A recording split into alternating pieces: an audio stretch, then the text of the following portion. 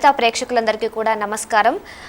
మన హైందవులకి సంవత్సరం పొడవున మొత్తం కూడా ఎన్నో పండుగలు, రకరకాల పండుగలు వస్తూ ఉంటాయి. 12 నెలలు కూడా. అలాగే ఋతుపరంగా కూడా కొన్ని పండుగలు వస్తూ ఉంటాయి. ముఖ్యంగా ఆడవారికి వరలక్ష్మి వ్రతం కానీ, మంగళగౌరి పూజ, ఇటువంటి అనేకమైనటువంటి నోములు నోచుకుంటూ ఉంటారు. వీటిలో భాగంగానే ఉండ్రాళ్ళ తద్ది అనేటట్టు కూడా భాద్రపద మాసంలో మనకు ఒక నోము వస్తుందన్నమాట. అది ఒక్కరోజు నోచుకున్నటువంటి నోము, వ్రతం ఏదైనా అనొచ్చు దీన్ని. సో మరి ఈ పండుగకు సంబంధించినటువంటి విశిష్టతను గురించి తెలియజేయడానికి మనతో పాటు ఉన్నారు ఆధ్యాత్మికవేత్త డాక్టర్ సునీత రామ్మోహన్ రెడ్డి గారు. మరి సునీత గారిని అడిగి ఈ నోముకు సంబంధించినటువంటి విశేషాలు తెలుసుకుందాం. నమస్తే అండి సునీత గారు. నమస్తే అమ్మా.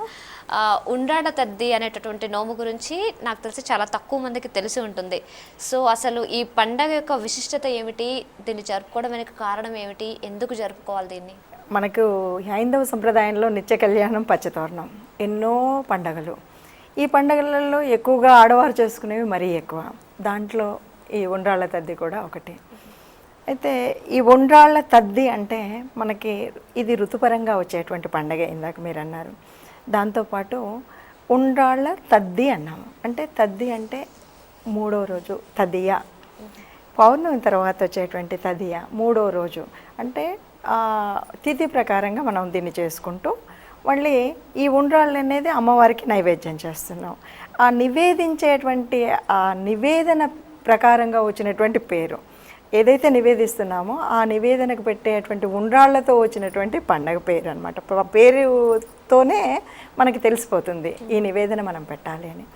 ఇది ఋతుపరంగా అని అనుకున్నాం. మనకు ఋతుపరంగా కొన్ని రకాలైనటువంటి ఆరోగ్యానికి సంబంధించినటువంటి కొన్ని లక్షణాలు ఉంటాయి. అందుకని ఈ ఋతువులో ఏ రకమైన నైవేద్యం పెట్టాలి, దానివల్ల ఏదైనా నైవేద్యం పెట్టామో అంటే అది నివేదించి మళ్ళీ మనం ప్రసాదంగా తీసుకుంటాం. దానివల్ల ఉపయోగాలు ఏంటి అన్న దాని ప్రకారంగా ఈ పండుగ చేస్తాం.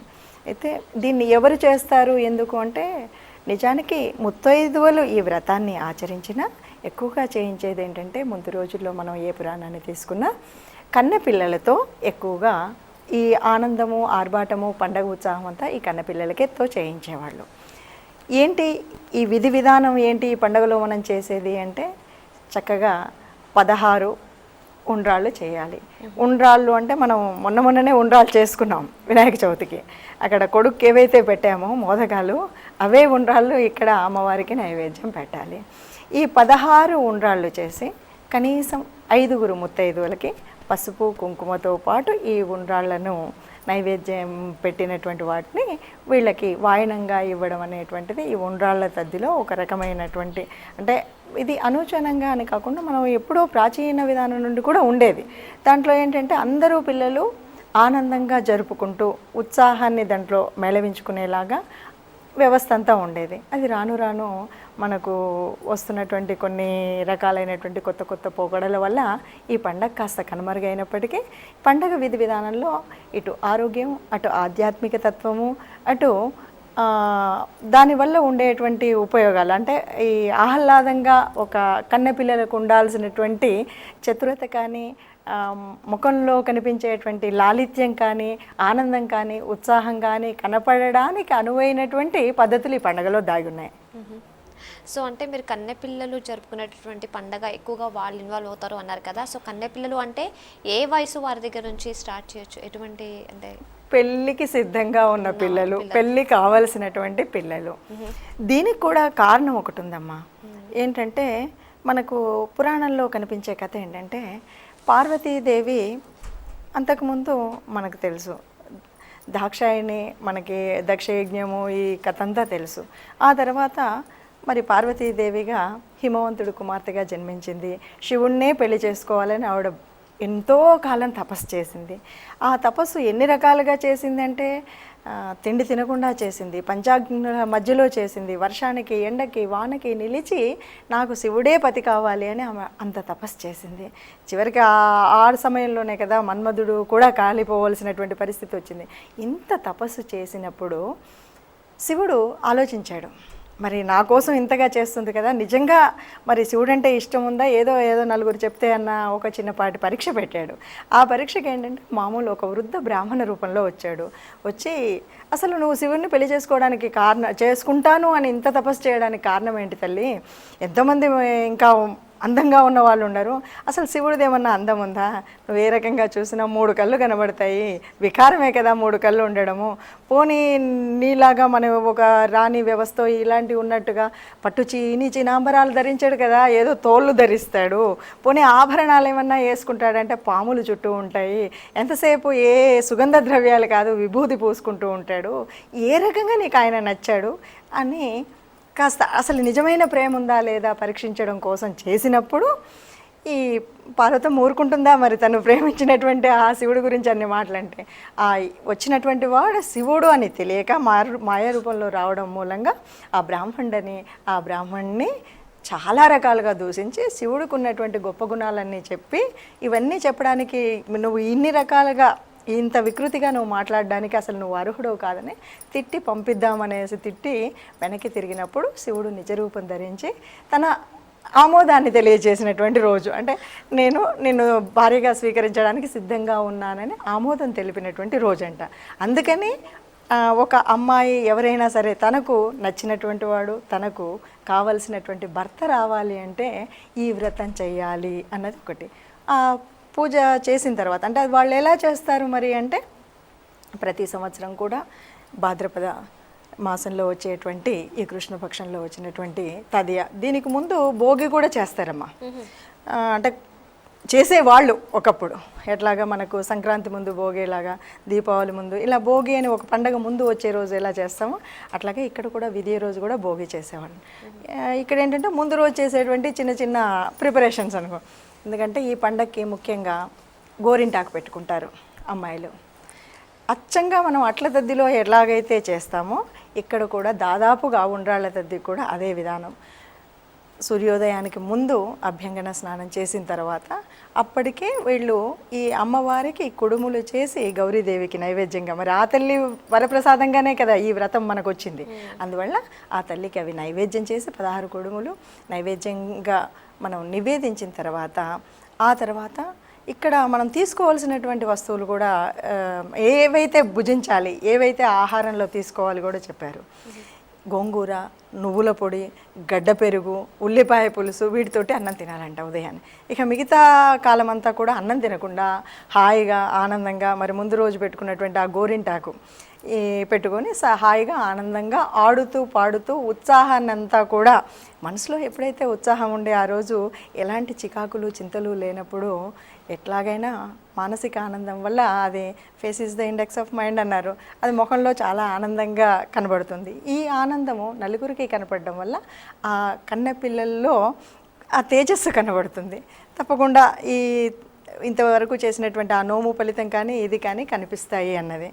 దీనికి మళ్ళీ ఉద్యాపన రీతిలో కూడా అంటే ఇలా మనం మొదలుపెట్టి పెళ్లి తర్వాత ఏం చేస్తారంటే 5 సంవత్సరాలు ఈ వ్రతాన్ని ఇదే నిబంధనతో నోచుకుంటూ అంటే పొద్దున ఇలా చేసి సాయంత్రం పూట ఒక 5 ముత్తైదువులను కనీసం 5 ముత్తైదువులను పిలిచి ఉండ్రాళ్ళు ఏవైతే మనం చేసామో ఆ ఉండ్రాళ్ళని పసుపు కుంకుమ వీలైతే జాకెట్ బట్ట చీర అన్నది మన స్తోమతను బట్టి వాళ్ళకి పెట్టి వాళ్ళకి ఇలా మనం పెట్టి వాళ్ళ ఆశీర్వాదాలు తీసుకోవడం అన్నది ఈ నోములో విధానం. ఇలా 5 సంవత్సరాలు చేస్తారు. 5వ సంవత్సరం ఉద్యాపన సంవత్సరం అయితే తప్పనిసరిగా గోరెంటాకు, నూరినటువంటి గోరెంటాకు ఏదైతే ఉందో అది కూడా ఈ వాయనంలో ఒక భాగంగా ఇస్తారు. ఇలా మనం 5 సంవత్సరాలు ఈ వ్రతాన్ని వైభవంగా చేసుకునేవాళ్ళు ఒకప్పుడు, ఇప్పుడు చేసుకునేవారట అని అంటున్నాం.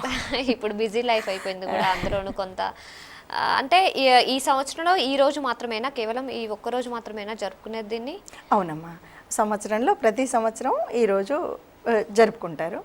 అయితే దీంట్లో మనకి ఇంకొక చిన్న ఏంటంటే మనం ఏ పండగ అయినా సరే దానికి పండగకి కొంచెం ఆరోగ్యతత్వము దాని వెనకాతల ఆధ్యాత్మిక తత్వంతో పాటు ఆరోగ్యతత్వం కూడా రెండు పెనవేసుకొని ఉంటాయి.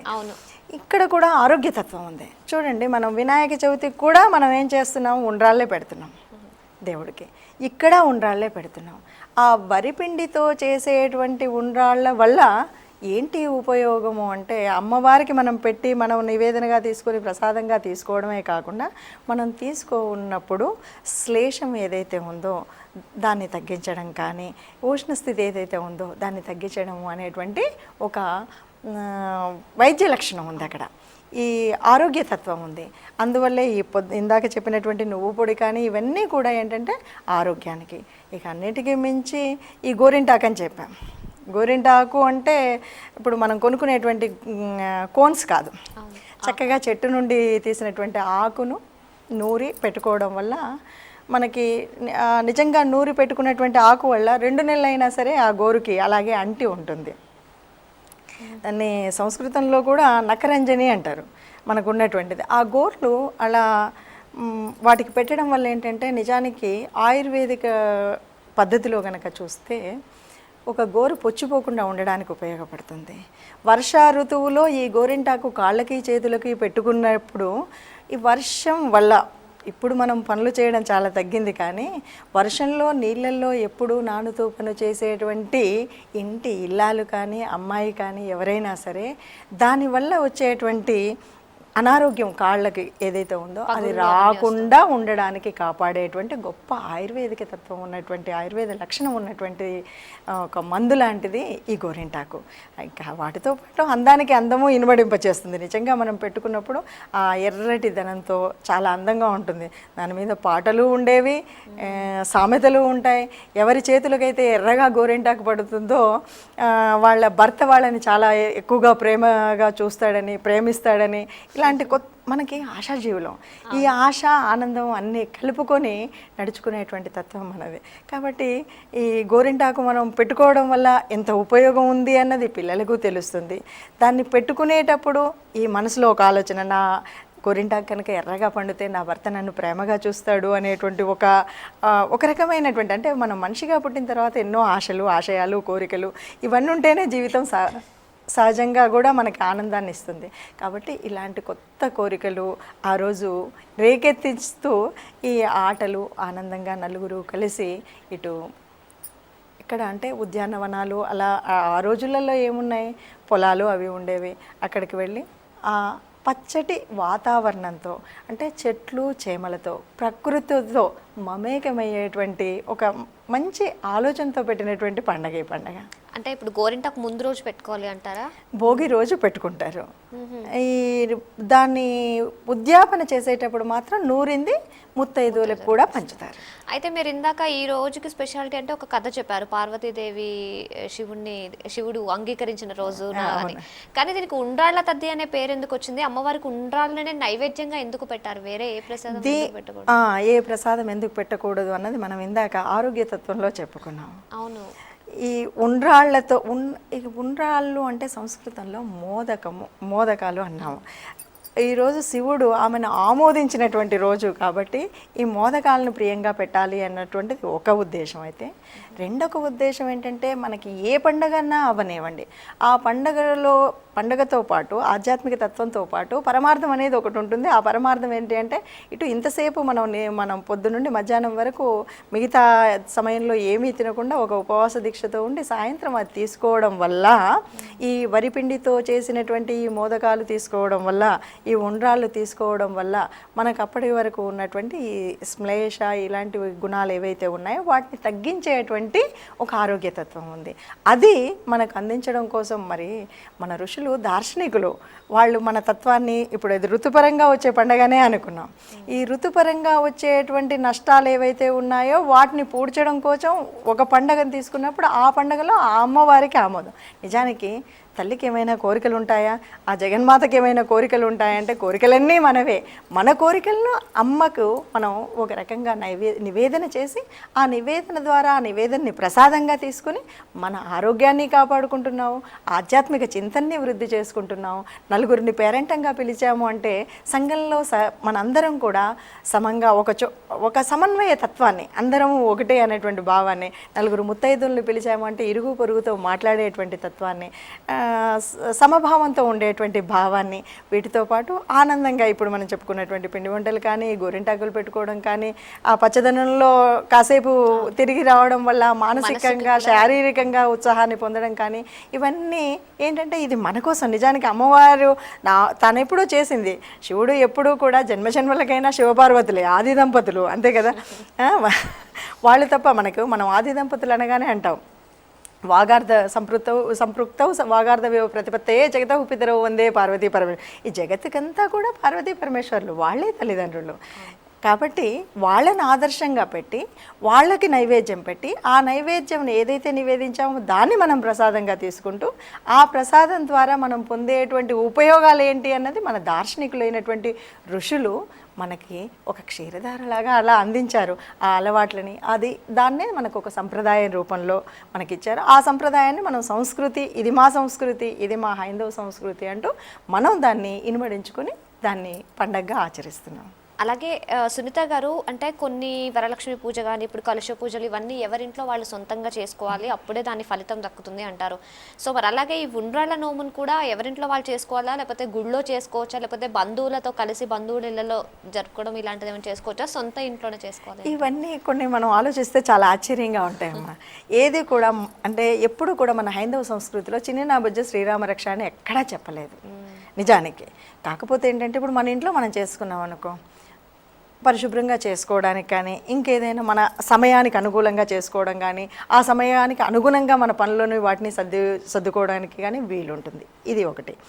10 మందితో అన్నప్పుడు అందరూ కలిసి ఉండాలి. కాబట్టి అది ఎక్కడా కూడా వరలక్ష్మి వ్రతం ఇంట్లోనే చేసుకోవాలి, దీనివల్లే పుణ్యం అని ఎక్కడా కూడా మన వ్రత విధానంలో కానీ, ఇంకెక్కడా ఏ పురాణంలో కానీ, ఇతిహాసంలో కానీ చెప్పలేదు. ఇప్పుడు ఈ రోజులలో చాలామందికి సామూహికంగా కూడా చేయిస్తున్నారు. అయితే దీనివల్ల ఏంటంటే ఇప్పుడు మనకు ఒక అమ్మాయి ఉంది, ఆ అమ్మాయి ఇంతకుముందు చేసుకుంది, ఇప్పుడు పెళ్ళయింది, చేసుకోవాలంటే అత్తవారింట్లో చేసుకుంటుంది. చేసుకోవాలి అనుకున్నప్పుడు అప్పుడు అలాగే అందరూ అలా అనుకున్న వాళ్ళు ఎంతమంది ఉంటారు? అందరూ ఆ పొద్దున్నే ఆ గుడికి వెళ్ళే వాళ్ళు ఎంతమంది ఉంటారు? దీన్ని బట్టి మనం ఏంటంటే అనుకూలంగా ఇక్కడ ఏమి చేసామన్నది కాదు, ఇక్కడ మనకు కావాల్సినటువంటిది ముఖ్యంగా ఉండాల్సింది భక్తి. ఆ భక్తితో పాటు మనకి ఎక్కడైనా ఒక ఆధ్యాత్మిక భావన, ఆ అనుసంధానం కలగాలి అంటే శుభ్రత, అలంకరణ, ఇవన్నీ కొన్ని ఉంటాయి మనకి. వాటిని బట్టి మానసిక మనసంతా కూడా కేంద్రీకృతం అవ్వడానికి మనకు ఆ పరిమళం ఉంటేనే, ఆ పుష్ప సుగంధ వాసనలు మనకు కనబడినప్పుడు అమ్మవారిని ఒక రూపమే అనిపిస్తుంది. నిజంగా మనం మామూలు పోతూ దండం పెట్టుకున్నప్పుడు ఒకలాగా అనిపిస్తుంది. మన ఇంట్లో అమ్మవారిని అలంకరించుకొని చక్కగా ఆ పుష్పాలు, గంధము, ఆ సువాసన ఇవన్నీ ఉన్నప్పుడు అదొక ప్రత్యేకమైనటువంటి ఆధ్యాత్మిక పరిమళం కనిపిస్తుంది. కాబట్టి మనసు ఏకీకృతం అవుతుంది అమ్మవారితోటి. అమ్మవారి మీద పూర్తి భక్తి మనం కేంద్రీకరించడానికి అవకాశం ఉంటుంది. కాబట్టి ఇళ్లల్లో చేసుకోవాలి అనేటువంటి అనడం జరిగి ఉంటుంది. ఎక్కడైనా చేసుకోవచ్చు, మనసు మాత్రం భక్తి మనరు ఉండాలి, అమ్మవారి మీద మనసు ఉండాలి. అలాగే అంటే ఇప్పుడు కొన్ని వ్రతాలు, సత్యనారాయణ స్వామి వ్రతం కానీ ఇంకా పలు వ్రతాలు తీసుకుంటే మనం ఇంటికి అయ్యగారిని పిలిపించి చేసుకుంటాం. సో దీనికి కూడా అలాంటి పద్ధతి ఏదైనా ఉందా, లేకపోతే మనం మీరు చెప్పినట్టు ఉండాలి నైవేద్యంగా పెట్టి అమ్మవారిని? ఇక్కడ ఎక్కడా కూడా మనం అయ్యగారిని పిలిచి అంటే పూజారిని పిలిచి చేయించినటువంటిది ఉండదు. ఎందుకంటే సాక్షాత్తు ఆ అమ్మవారే, ఏ అమ్మవారైతే మొదట చేసింది అని మనం చెప్పినటువంటి పార్వతీదేవి తాను చేసుకుంది స్వయంగా. అమ్మని ఆదర్శంగా తీసుకున్నాము. ఇక్కడ మనం ఏంటి, మనం మనసునంతా అక్కడ లగ్నం చేసి మనం పరిపూర్ణంగా ఇక్కడ చూడండి, ఎక్కడ కూడా మగవాళ్లతో ఇప్పుడు వ్రతం కదా భార్యాభర్త చేయాలన్నటువంటి నిబంధనే లేదు. ఇక్కడ ఒక పెళ్ళైనటువంటి ముత్తైదువు కానీ పెళ్ళి కాని పిల్లల్ని అందులో మనం ఇన్వాల్వ్ చేస్తున్నాం, వాళ్ళని కూడా చేపిస్తున్నాం. వాళ్ళతో చేయించి ఏంటంటే తర్వాత పెళ్ళైన తర్వాత 5 సంవత్సరాలు చేపిస్తున్నాం. ఇక్కడ ఎవరైతే ఒక సంప్రదాయం తెలిసినటువంటి పెద్దవాళ్ళు ఉన్నారు, వాళ్ళు పిల్లలకి ఆదర్శంగా ఇలా చేయాలమ్మా చెప్తూ, వాళ్ళు చేస్తూ అంటే ఆచరిస్తూ మళ్ళీ ఇంకొకరిని, ఇంకో తరాన్ని ఆచరింప చేయడం అనేటువంటి సంస్కృతి ఇక్కడ మనకి వచ్చింది. ఇక్కడ తప్పనిసరిగా పూజారి ఉండాలన్నటువంటి నిబంధన ఏమీ లేదు. అలాగే ఇప్పుడు పెళ్లి కాని వాళ్ళకి ఉండ్రాళ్ళు పోయడం అనేది కూడా ఒకటి జరుగుతుంది కదా, దానికి వీటికి కూడా ఏమైనా సంబంధం ఉందా? పెళ్లి కాని వాళ్ళకి ఉండ్రాళ్ళు పోస్తే జరుగుతుంది అట్లాంటి ఒక పద్ధతి అనేది ఉంటుంది కదా? అది ఎంతవరకు నిజం అంటారు? అది ఒక్కొక్క ప్రాంతాన్ని బట్టి అమ్మ, ఒక్కొక్క పండగ కూడా, పండగలో కూడా మనం చూస్తున్నటువంటి పెద్ద పండగలు కూడా ఒక ప్రాంతం మారేసరికి కొన్ని రకాల అక్కడ ఉన్నటువంటి వాతావరణ పరిస్థితిని బట్టి కానీ, అక్కడ అంతకుముందు ఉన్నటువంటి గురు పరంపరని బట్టి కానీ, ఆచార వ్యవహారాలు కొంచెం కొంచెంగా మారుతూ ఉంటుంది. మూలం ఒకటైనా కొంచెం మారుతూ ఉంటుంది. ఇది కొన్ని చోట్ల జరుగుతూ ఉండవచ్చు, అన్ని చోట్ల ఉంది అన్నది నేను చెప్పలేను. కానీ ఉండ్రాళ్ళ కంటే భోగిపళ్ళు పిల్లలకు పోయడం అన్నది తెలుసు. భోగిపళ్ళల్లో ఆ పాల పిండితో చేసినటువంటి వేయడం తెలుసు. పసిపిల్లలుగా ఉన్నప్పుడు ఆ మాడ మీద అవి వేయడం వల్ల జరిగేటువంటి ఒత్తిడి వల్ల జరిగే ప్రేరణ ఏంటి, దానివల్ల అంటే రాగి, ఈ పళ్ళు, రేగు రౌండ్గా ఉన్నటువంటివే వేయాలనేటువంటి కాన్సెప్ట్ ఎందుకు వచ్చింది, ఆ తల మీద పసి మాడు మీద అవి పడినప్పుడు జరిగేటువంటి ఉత్తేజం ఏంటి అనేటువంటిది ఈ అలాంటిదే ఒకవేళ ఉంటే గనక ఇక్కడ కూడా అలాంటి అంటే ఆ మాడు మీద పోయడం వల్ల జరిగే లాభం ఏదైనా ఉండొచ్చు. సునీత గారు, నాకు ఇప్పుడు సడన్గా ఒక డౌట్ వచ్చింది. మనం ఉండ్రాళ్ళ తద్ది గురించి ఆల్మోస్ట్ ఇప్పుడు టైం ఒక 10 కావస్తుంది కదా, ఈ టైంలో చెప్తున్నాం కదా, మరి ఈ టైంలో మీ ప్రోగ్రామ్ చూసి ఇది చేసుకోవాలి అనుకున్న వాళ్ళ పరిస్థితి ఏంటి? మీరు చెప్పారు కదా తెల్లవారుజామునే లేచి చెయ్యాలి అని. ఒకవేళ ఇప్పటికిప్పుడు ఇది చెయ్యాలి అనుకున్న వాళ్ళ పరిస్థితి ఏమిటి? నిజమే కదా, ఇది ఆలోచన బాగుంది. ఎప్పుడు కూడా సత్సంకల్పానికి నిజానికి ఏదైనా సరే మనం చాలా ఏ పండగ చేసినా బ్రాహ్మీ ముహూర్తంలో చేయాలంటున్నాం. నేను ఇప్పుడు నిన్ను అడగొచ్చు, ఎంతమంది మనం ఈ బ్రాహ్మీ ముహూర్తంలో లేవగలుగుతున్నాం, సమయానుకూలంగా సర్దుకుంటున్నాం కదా. మనకి ఇక్కడ ముఖ్యమేంటి? భక్తి. భక్తి చేయవలసినటువంటి విధి విధానం. 10 గంటలకి ఆఫీసుకు పోయే వాళ్ళు ఎవ్వరూ కూడా ఈ మన ప్రోగ్రాం చూడరు. ఇక ఇంట్లో ఉన్న వాళ్ళకి ఆలోచన వచ్చింది అనుకోండి, ఈ సంవత్సరానికి అయ్యో చేయలేను అనుకున్న వాళ్ళు వచ్చే సంవత్సరం చేసుకుంటారు. వచ్చే సంవత్సరానికి ముందు నుండే వాళ్ళు ఎలా చేయాలి అనే ఒక ప్రణాళిక వేసుకుంటారు. లేదు అంటే మనం కొన్ని వ్రతాలు, ఇప్పుడు వరలక్ష్మి వ్రతం ఇలాంటివన్నీ ఏం చేస్తున్నాం, పొద్దున అమ్మవారి దగ్గర నైవేద్యం పెడుతున్నాము, సాయంత్రం ముత్తైదువులు పిలుచుకొని వాళ్ళకి వాయినం ఇస్తున్నాం. ఈ సంవత్సరానికి ఇంతతో దీవించు తల్లి అనేసి హాయిగా ఇప్పటికే అయితే తినరు మామూలుగా, కాస్త అమ్మవారికి నైవేద్యం 4 ఉండ్రాళ్ళు, ఆ 16 ఉండ్రాళ్ళు పెట్టుకుంటారు. సాయంత్రం నలుగురిని పిలిచి పసుపు కుంకుమ ఇచ్చుకుంటారు. ఉండ్రాళ్ళు ఇవ్వచ్చు. అందులో హాయిగా మనము ఒక ముత్తైదువకి పసుపు కుంకుమ ఇవ్వడం అన్నది ఈరోజే ఇవ్వాలి, ఇక్కడే ఇవ్వాలి అన్నది లేదు. అసలు ఇంటికి ఎవరైనా వస్తేనే బొట్టు పెట్టకుండా పంపించము. అది పంపించకూడదు కూడా. మన హైందవ సంస్కృతి అంటే ఇంటికి ఎవరు వచ్చినా సరే రామ్మ కూర్చోమ్మ బొట్టు పెడతాను అంటాం, తప్పనిసరిగా బొట్టు పెడతాం. ఈ బొట్టు పెట్టే సంస్కృతి ఉన్నప్పుడు పసుపు కుంకుమ ముత్తైదువుకి ఇవ్వడం అన్నది గొప్ప సంస్కృతి. ఈ సంస్కృతిని మనం ఈరోజు ఇది విన్నారు, సాయంత్రం పూట 4 ముత్తైదులను పిలుచుకొని ఆ వాయనము ఇవ్వచ్చు, హాయిగా ఉంటుంది. వచ్చే సంవత్సరం ఇంకా నిష్టగా బ్రాహ్మీ ముహూర్తంలో లేచి చేసుకోవచ్చు. ఎవరైనా కన్నా పిల్లలు చూసారనుకోండి, వచ్చే సంవత్సరం పెళ్ళి అయితే హాయిగా నేను చేసుకుంటాననే ఆలోచన రావచ్చు. అందుకే అడిగాను. అలాగే అంటే ఇప్పుడు మనకి దేవతల్లో చూసుకుంటే పార్వతీదేవి, లక్ష్మీదేవి, సరస్వతీదేవి ఇలా అమ్మవార్లందరూ ఉన్నా కూడా పార్వతీదేవినే ఒక అందరికీ అమ్మగా అధినేతగా కొలవడానికి ప్రత్యేకమైన కారణం ఏమైనా ఉండిందా? ఇచ్ఛాశక్తి, క్రియాశక్తి, జ్ఞానశక్తి అని మనం 3 శక్తులను 3 అమ్మవార్లని చెప్పాము. కానీ కుటుంబ వ్యవస్థ అనగానే ఆది దంపతులు అంటాం.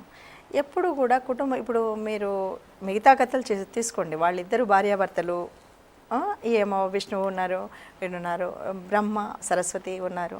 కానీ శివపార్వతుల దగ్గరికి వచ్చేసరికి చూడండి, మనకు ఎలాంటి వైవిధ్యాలు ఉన్నాయి వాళ్ళలో. అయినా సరే వాళ్ళకి అర్ధనారీశ్వర తత్వం ఉంది, ఒకరిలో ఒకరు కలిసిపోయే తత్వం ఉంది. భార్యాభర్తలు అంటే ఒకరితో ఒకరు మమేకమైపోవాలి, ఒకరి భావాలు ఒకరు అర్థం చేసుకోవాలి, ఒకరి ఆలోచనలు ఇంకొకరు అర్థం చేసుకోవాలి, ఒకరి సమయాన్ని ఇంకొకరు ఎలా సద్వినియోగం చేసుకోవాలో చూడాలి తప్ప నీకు నాకు ఉద్దేశాలు కలవట్లేదు కాబట్టి మన ఇద్దరం వేరుగా ఉందాము అనేటువంటిది కాదు. ఆ సంస్కృతి ఇక్కడ నుండి, అందుకే ఆ తల్లిని ఆది కుటుంబం, ఆ కుటుంబం ఆది దంపతులు. ఒక కుటుంబ వ్యవస్థ అని ప్రపంచంలో ఉన్నటువంటి అన్ని దేశాలు భారతదేశం వైపు చూసాయంటే మన కుటుంబ వ్యవస్థను. ఈ కుటుంబ వ్యవస్థ మనకెక్కడి నుండి వచ్చిందంటే పార్వతీ పరమేశ్వర్లు ఇచ్చారు. కాబట్టి ఆ తల్లిదండ్రులనే మనం, అందుకే కాళిదాస్ అంతటి వాడు ఇందాక చెప్పాము, ఆయన జగతవు పితరవు వందే పార్వతీ పరమేశ్వరం అన్న, వాళ్ళిద్దరే జగతికంతా కూడా అమ్మ నాన్నలు. వాళ్ళిద్దరు కుటుంబ వ్యవస్థ. ఆ కుటుంబంలో 2 కొడుకులు ఉన్నారు, 2 గొప్పవాటికి గణాధ్యక్షుడు కానీ సైన్యాధ్యక్షుడుగా ఉన్నాడు, ఒక ఉన్నతమైన స్థితిలోకి వెళ్ళారు అంటే పెంపకంలో ఎలా పెంచాలి, మన దగ్గర ఉన్నటువంటి ఎన్నో రకాల మార్పులు ఉన్నాయి. వాళ్ళిద్దరిలో కూడా పార్వతీ పరమేశ్వరి ఈమె చక్కటి పట్టు చీరలు కట్టుకొని ఉంటే ఆయన ఏ రకంగా ఉంటాడో తెలుసు. అయినా సరే మీ దగ్గర అంతా కూడా శ్మశాన వాసన వస్తుంది అని తల్లి అన్నది కదా, పరమేశ్వరుడు చెంది ఉండడమే చాలు, ఆయన సగభాగం అవ్వడమే నాకు చాలు అన్నాడు. ఆయన సగం దేహాన్ని ఇచ్చాడు. కాబట్టి ఆది దంపతులు పార్వతీ పరమేశ్వర్లు. అలాగే ఇప్పుడు 5 సంవత్సరాలు కంటిన్యూగా చేయాలి అని అన్నారు కదా, ఒకవేళ మధ్యలో బ్రేక్ వచ్చినా కూడా ఏవైనా జరిగినా కూడా మధ్యలో ఆగిపోతే తిరిగి ఒక 2 సంవత్సరాలు చేసి మధ్యలో బ్రేక్ వచ్చింది అనుకోండి, నెక్స్ట్ 3వ సంవత్సరం కింద దాన్ని మనం చేసుకోవచ్చా, లేకపోతే మళ్ళీ మొదటి నుంచి? లేదు, మనం 5 సంవత్సరాలు చేసుకోవచ్చు. అంటే ఇప్పుడు మధ్యలో ఏదో అనుకూలించినటువంటి పరిస్థితులు వచ్చినప్పుడు మొత్తంగా 5 సంవత్సరాలు చేసుకోవచ్చు. లేదు ఎప్పుడూ కూడా చేసుకోవచ్చు, ఎప్పుడు జీవితకాలం అంతా కూడా చేసుకోవచ్చు. ఎప్పుడు అంటే 5 సంవత్సరాల్లో ఉద్యాపనలాగా మనం ఏదో గోరింటాగట్లానే కాకుండా మనం చూడండి అమ్మా, చాలా చోట్ల ఇప్పుడు మనము ఇవాళ రేపు కొంచెము కొత్త విధానాలు వచ్చి కూడా అందులో 2 పసుపు కుంకుమ ప్లాస్టిక్ ప్యాకెట్లు కట్టి దాంట్లో తర్వాత గాజులు పువ్వులు ఇలా అన్నీ వేసి గోరింటాకు ప్యాకెట్లు ఇవన్నీ వేస్తున్నాం. ఇవన్నీ ఎక్కడియో కాదు, అన్నీ కూడా మూలం అంతా కూడా ఇలాంటి వ్రతాల నుండి వచ్చినవి. అంటే పసుపు కుంకుమ ఈ గోరింటాకు ఇలాంటివన్నీ కూడా ఒక ముత్తైదువకు ఇవ్వవలసినటువంటి వస్తువులు. ఒక ముత్తైదువ తన ముత్తైదుతనం ఎప్పటికీ ఉంటుంది అనేటువంటి ఒక ఆలోచన, వచ్చినటువంటి తల్లి మనం ఎవరికైతే ఇస్తున్నామో వాళ్ళు గౌరీదేవితో సమానం అనేటువంటి ఇంకొక భావన, మనకంటే పెద్దవాళ్ళు అయితే వాళ్ళ ఆశీబలం. మనకేంటంటే ఇంకొక ముఖ్యమైన గుణం హైందవుల్లో ఉండేటువంటి ముఖ్య గుణం ఏంటంటే ఆశీబలం. ఎవరైనా రాని చూడండి, ఒక చిన్న పండగవని పరమార్థాన్ని పెద్దవాళ్ళకి కాళ్ళకి మనం నమస్కారం చేసి ఆశీర్వాదం తీసుకుంటాం, ఈ ఆశీబలం.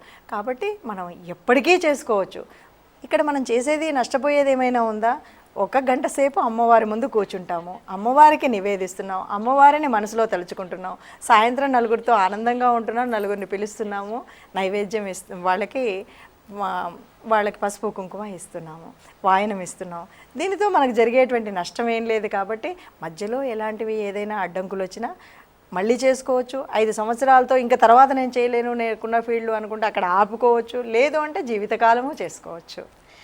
థ్యాంక్ యూ అండి. సునీత రామ్మోహన్ రెడ్డి గారు ఉండ్రాళ్ళ తద్ది పండుగ యొక్క విశిష్టతను గురించి చాలా చక్కగా తెలియజేశారు, చాలా మంచి అంశాలు తెలియజేశారు.